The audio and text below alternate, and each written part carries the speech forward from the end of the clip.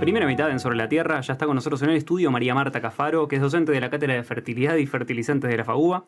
Estamos en comunicación telefónica con Ana María Lupi, que es investigadora del INTA Castelar. María Marta y Ana gentilmente nos van a contar sobre la determinación de emisiones de óxido nitroso en las plantaciones forestales de eucaliptus y de sauces del delta del Paraná. Hola María Marta. Hola, buenas tardes, buenas noches. Buenas noches. Hola Ana, gracias a ambas por estar en Sobre la Tierra. Hola, ¿qué tal? Buenas noches. Qué bueno escucharte, Ana. Bueno, para arrancar la entrevista, ¿nos pueden contar sobre la producción forestal y su vínculo con el cambio climático? Acá, desde la lejanía del Chaco, les cuento.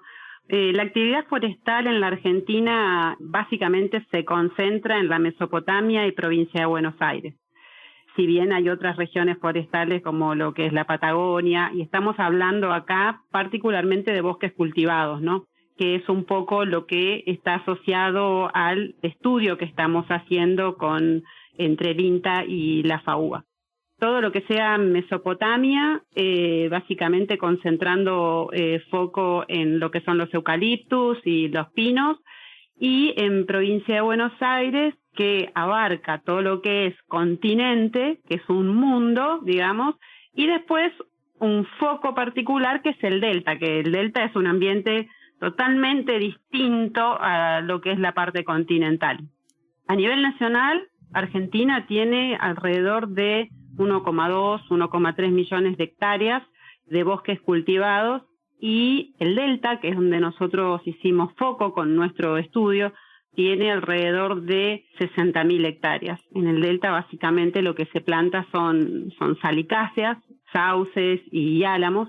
Y en el caso de donde nosotros hicimos foco en nuestro estudio, que es en la empresa Arauco, están también, según los ambientes de qué se trate, si de albardones o de bajos, también incluyen eucaliptus en su modelo productivo, ¿no? Uh-huh. Yendo un poco a la otra parte de la pregunta que se relaciona con el cambio climático, lo que sabemos es que la atmósfera gradualmente se fue cargando con dióxido de carbono a través de la actividad antropogénica. ¿Y qué pasa con los bosques? Los bosques, como cualquier vegetal, digamos, lo que hace es a través de su proceso fundamental, que es la fotosíntesis, que es a través de eso con el cual genera biomasa, absorbe ese dióxido de carbono de la atmósfera, o sea, lo remueve de la atmósfera y lo manda a sus estructuras y lo queda, digamos, atrapado ahí. Cuando digo sus estructuras, digo el tronco, digo las ramas, digo la hoja, digo la raíz, y en todo lo que significa el cultivo o el ciclo biológico, en esto cuando uno habla también incluye el suelo. Entonces, a través de los restos orgánicos que vienen. Así que ese carbono que vino de la atmósfera va como dióxido de carbono a las estructuras vegetales, y cuando comienza el ciclo del carbono también va al suelo y que queda retenido en moléculas altamente estables como lo que nosotros llamamos las sustancias húmicas. Ahora, eso lo hacen todos los vegetales. ¿Cuál sería una de las importantes diferencias que hay con otros? Y que cuando hablamos de bosques, hablamos de permanencia en el tiempo. Un cultivo anual está meses, un bosque está años. Y estos años están definidos por el destino de la producción. O sea, si yo hago madera para llevarme a la aserradero, por ejemplo, a hacer muebles, y estamos hablando de 15 años, 20 años, según digamos, de la especie que trate y del ambiente donde se cultive, ¿no? Y bueno, en el delta estamos hablando entre 12 y 15 años, ya sea para sauce, álamos o eucaliptus. Los bosques son sumideros estables, como el suelo, y esa estabilidad es lo que le da la diferencia en relación a otros modelos productivos, ¿no? ¿Y nos podrían contar qué estudiaron específicamente? En la introducción mencionamos un poco del óxido nitroso, también nos encantaría que nos introduzcan a este gas. Nosotros lo que hicimos fue evaluar las emisiones de óxido nitroso. El óxido nitroso es uno de los gases de efecto invernadero, y que es importante porque, si bien su concentración es más baja en la atmósfera, tiene un potencial de calentamiento mucho mayor que el dióxido de carbono. Entonces, está bueno que no lo perdamos. ¿Y por qué lo podemos llegar a perder? Por ejemplo, si fertilizamos, si no hay una planta que lo absorba, entonces se puede ir. Y sobre todo, las condiciones de inundación, como se pueden dar en el delta, también predisponen. Si bien las plantaciones forestales en general no se fertilizan, igual siempre hay nitratos ahí de la descomposición dando vueltas, Claro. ¿sí? Y bueno, entonces nosotros lo que hicimos fue evaluar en esta empresa 2 situaciones, o sea, esto que decía Ana, que están los altos, los albardones y los bajos, ¿sí? Y lo que tiene bueno es que en el campo donde nosotros estuvimos, en Zárate, tienen todavía preservado restos de lo que era el bosque nativo, o sea, la selva en galería, que son las zonas más altas, y en las zonas más bajas los pajonales. En las zonas más altas se planta eucaliptus, mientras que en las zonas más bajas se hace sauce, porque el sauce puede resistir el anegamiento. Entonces nosotros la pregunta que dijimos es, bueno, ¿cómo es la plantación forestal en comparación con el sistema natural? Nosotros lo que hicimos fue, durante un año, ir una vez por mes tratando, o sea, siempre que la logística lo pueda, y bueno, ir más o menos una vez por mes, más o menos en la misma fecha del mes, a tomar muestras de óxido nitroso. No solamente óxido nitroso, también nos llevábamos muestras de suelo, donde después medíamos nitratos y el espacio poroso lleno de agua, que son como los 2 grandes condicionantes o favorecedores de las emisiones de este gas. Excelente. Sí. ¿Y qué encontraron? ¿Hicieron análisis? O sea, ¿fueron analizando todas las veces que tomaron muestras o tomaron todo junto al final? No. O sea, nosotros, bueno, ahí no es que, ojo, quiero remarcar que no es que en el grupo estamos Ana y yo, sino que es un grupo más grande. Elena Rimsky, Vanina Consentino, Romina Romaniuk y Marcelo Beltrán son los investigadores que formamos parte y, bueno, los tesistas, ¿no? Claro. Que para eso estamos nosotros en la facultad. Nosotros no medimos el óxido nitroso, lo medimos en la cátedra de bioquímica y cuando ellos nos mandan los resultados vamos viendo, ¿sí? A ver qué pasa. ¿Y qué pasa? Venimos de 4 años de sequía. El delta estaba muy seco igual. Y salvo en las últimas fechas donde empezaron las lluvias, no encontramos nada de emisiones, o sea, que haya diferencias entre o sea, yo digo tratamientos, pero en realidad no es nada manipulado, son condiciones naturales. No encontramos diferencias. Creemos que es por esto que estaba todo muy seco. Tiene que ver con las condiciones hídricas previas. Claro, exacto. Y aparte las plantaciones ya estaban más o menos maduras, por así decirlo. Entonces, como que la concentración, posiblemente, ahora no me acuerdo los datos de nitratos, que los fuimos midiendo también, la concentración de nitratos en el suelo tampoco era tan alta. Entonces, si no tenés combustible, no se puede prender fuego, sería, ¿no? Ahí como condicionante Claro, previo... ahí Sí, quería, Ana. Adelante. quería agregar, adicionar a lo que está comentando María. Todo esto tiene un vínculo con el carbono. ¿Por qué? Con el carbono de la materia orgánica del suelo, porque así yo comenté anteriormente que, bueno, a través de la fotosíntesis el árbol junta el dióxido de carbono en su estructura y también tenemos en el suelo, y el suelo es el principal reservorio de carbono, digamos. Ahora, para que ¿cuál es el vínculo con el nitroso? Y que a través de procesos biológicos, ¿sí?, se descompone la materia orgánica y en ese proceso de descomposición hay una parte que se desprende el nitrógeno de esas estructuras orgánicas, que es lo que nosotros tratamos de relevar. Ahora, si no, los bichos están en el suelo y necesitan comida, sólido, y necesitan líquido, digamos, agua. Si el suelo está seco, ellos no pueden trabajar. Y eso es parte de lo que creo que está tratando de expresar María en relación a que si, digamos, no hay un nivel óptimo de humedad para la actividad biológica, no detectamos nitratos, que es uno de los factores que se correlacionan con la emisión de nitrógeno. En periodos previos a este experimento, ¿no? ¿Se sabe si es el sauce, la plantación de sauce, que si emite más o si emite más los eucaliptus de por sí, simplemente por estar en ambientes, o eso es indistinto? Mira, acá en Argentina no hay, corregime Ana si estoy diciendo cualquier cosa, no hay muchas experiencias previas en plantaciones, o sea, en mediciones de óxido nitroso en plantaciones forestales. Así que esto es también novedoso por eso. O sea, hay un trabajo previo, que también estuvo Ana, yo no estaba en ese grupo, que trabajaron en Entre Ríos y no me acuerdo en la literatura si dice, o sea, claro, si hay pocos registros. No, sí, claro. Sí, exacto. Así que, bueno, también me parece que lo bueno de esto que estamos haciendo es generar información, ¿no? ¿Quieres agregar algo? Claro, exacto. Sí, También adicionar a esto que el generar información en este caso fue también parte de una demanda de la empresa donde nosotros estamos, porque las empresas como Arauco y muchas empresas forestales medianas o grandes están sometidos, digamos, a procesos de certificación en el marco del manejo forestal sostenible. O sea, ellos tienen que demostrar que hacen un manejo forestal sostenible. El manejo forestal sostenible también implica un manejo adecuado del suelo, que permita que el suelo cumpla con sus funciones y además de que no estemos a través del cambio de uso, ya sea el reemplazo, por ejemplo, de los pajonales por sauce, no estemos generando un impacto negativo. Y en el suelo esto lo veríamos por cambios en las reservas, en la cantidad de carbono, un aumento en las emisiones de nitroso o de metano. Esto fue un tema de suma importancia para la empresa porque para ello era una necesidad poder determinar qué estaba pasando en relación a la capacidad de sus plantaciones para aportar a reducir, digamos, todos estos gases de efecto invernadero, mitigar.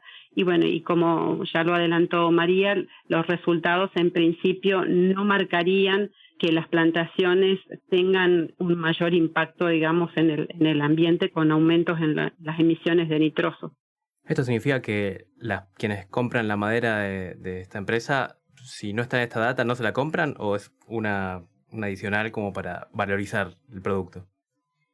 Ellos, sí, no podría decir que no venden la madera por este punto específico. Sí, ellos al certificar sus buenas prácticas de manejo, ¿qué significa una buena práctica de manejo?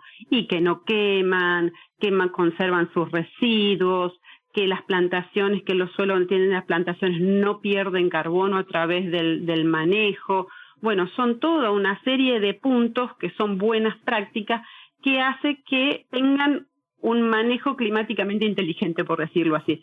Entonces eso hoy está ponderado en el mercado internacional. Somos una empresa que no generamos impacto negativo en el ambiente y tienen facilitados determinados mercados, además de lograr determinadas normas internacionales, ¿no? Perdón, y también está todo el tema de los bonos de carbono, que acá en Argentina no se cobran, pero una empresa puede llegar a vender, o sea, diciendo que es carbono neutro, qué sé yo, puede vender ese bono de carbono que tiene a otras empresas, o en este caso, que es una empresa internacional, puede usar los bonos de carbono, o sea, que hace en Argentina, para, a lo mejor, si en otros lados, en otros países no es tan eficiente por algún motivo, como compensar también un poco de eso. Les quería preguntar Claro. cómo es esto de trabajar en el delta, porque quizás uno conoce más la parte turística, los ríos, los barquitos, pero en las forestales son hileras inmensas, infinitas, ¿no? De árboles. Es muy complejo llegar ahí si llueve, por ejemplo, esto que contaste de las últimas veces. ¿Pasó? Sí, nos pasó un día que había llovido. Aparte también, nosotros estamos en Buenos Aires, o sea, estamos acá en Capital y vemos qué sé yo, y a lo mejor allá no pasaba nada. Pero pasó un día que llovió y nosotros nos juntábamos en Maschwitz y llegamos ahí y no sabíamos si nos teníamos que pegar la vuelta o podíamos entrar. Y nada, nos dijeron, bueno, si vienen con la camioneta buena es que tiene 4x4, si vienen con la 4x4 pueden entrar, si no, no. Y fue así. Y aparte, si bien vos decís son hileras, pero ya, bueno, primero vemos carpinchos. Okay. Hemos visto ciervo de los pantanos, que vos decís, a mí, que yo estoy más acostumbrada a trabajar en la parte agro, trabajar acá en los sistemas forestales fue como un flash, porque es como que uno se imagina, viste, no hay nada, y no, tenés la biodiversidad, aparte también por esto de la certificación y qué sé yo, que conserven ciertos relictos de vegetación natural, hace que sea un buen hábitat para los animales que viven ahí. Está buenísimo. O sea, a mí la verdad me encantó y dentro de todo está bueno porque también estamos cerca de la ruta, entonces como que hasta ahí estaba bueno y nada, la verdad es muy lindo para mí. Y bueno, sumarle un poco a eso que está comentando María, la experiencia que significa para los estudiantes, que en el caso ahí de la UBA de agronomía, normalmente su ámbito, como decía María, es el ámbito agrícola, el cultivo, o sea, son los suelos de la región pampeana, con el cultivo trigo, soja, maíz, digamos, y de golpe ir, por ejemplo, al delta, que bueno, hemos trabajado también en otros ambientes, pero ir al delta, a veces tener que llegar con una lancha, encontrarte en verano, en pleno verano, es un ambiente medio tropical, te diría. Bueno, entonces, las garrapatas, los mosquitos, no te olvides, Ana. la humedad, las garrapatas. El polvo. Bueno, ahí es algo muy interesante, pero lo que te iba a comentar, que uno tiene la imagen del delta, que son todos esos arroyos, arroyitos, todo tan abundante de agua, y que a veces cuando uno pasa a estos ambientes, digamos, donde trabajamos, los ambientes están indicados. ¿Qué quiere decir que están indicados? Que bueno, que tienen alrededor de toda su propiedad un dique de contención y manejan a través de compuerta el ingreso y salida del agua. Y bueno, es como que ya los ambientes como que se agriculturalizaron, como que se pasaron a una actividad productiva donde la dinámica del agua ya también cambia, no es la del delta natural. Pero son ambientes que en el caso acá de la empresa que estamos trabajando y rescatando la biodiversidad que habla María, bueno, ellos tienen como base el proyecto Pantanos, que es un proyecto muy importante que digamos que lo manejan CONICET, el INTA y varias ONG, y bueno, donde ahora dentro de la propiedad de esta empresa están la mayor cantidad de individuos de ciervos de esta especie nativa que en algún momento estuvo próximo a la extinción. Y andan, te diría, libremente, porque los ves en la forestación, ves los lotes que están cosechando, la máquina está cosechando y los tipos andan por ahí paseando, bueno, los carpinchos. Es como un escenario muy lindo para trabajar. Se nos agotó el tiempo de la entrevista, pero no quería dejar de preguntarles por cómo sigue este trabajo. Hace poco desde la facultad se armó un GET, que son los grupos de estudio y trabajo. De estudio y trabajo, gracias, se me fue. Sobre producción forestal sostenible. Y bueno, la idea es, porque nos pasó que hay mucha gente trabajando capaz en forestales, en otras cosas, y dijimos, bueno, aunemos esfuerzos. Entonces, bueno, lo que nos gustaría es seguir con estas mediciones, más que nada para ver si que fue un año más húmedo, podemos llegar a captar algo. La idea es tener varios años para poder agarrar la variabilidad climática natural. De hecho, la facultad está por firmar un convenio. O sea, nosotros lamentablemente las mediciones de nitrosos son caras, okay. Así que necesitamos dinero para poder pagar esas cosas, bueno, y también el traslado y esas cosas. La idea es seguir con esto y tratar de también hacer foco en lo que es el carbono del suelo, trabajar con otros grupos que trabajan con biodiversidad, como para hacer algo un poco más integral. Sí. Simplemente decir que tanto la filosofía desde el grupo de trabajo ahí de FAUBA, como el nuestro de parte de INTA y el de Arauco, es el trabajo en red. No hay otra forma de trabajar que no sea hoy de manera colaborativa y en red para unir, digamos, las distintas capacidades, especialidades y los recursos. Y para nosotros uno de los pilares fundamentales es la empresa, quien nos abre las puertas, también nos facilita recursos. Así que estamos en proceso de conversación. Esto lo estamos haciendo las dos instituciones, sentados con la empresa para hacer una priorización de tema donde que acaba de mencionar María sin duda va a estar porque nos interesa a todas las partes. Así que vamos a seguir con esto y seguro que otros temas más, y sobre todo vamos a seguir articulando las dos instituciones públicas que bien nos llevamos. Así que así nos gusta trabajar. Y las esperaremos en el programa entonces, Ana. Ay, gracias. Gracias, Ana, gracias María Marta por estar en el programa. No, gracias a ustedes por la invitación, chicos. Gracias a ustedes. Vamos a un corte y volvemos. Gracias. Volvemos para la segunda parte.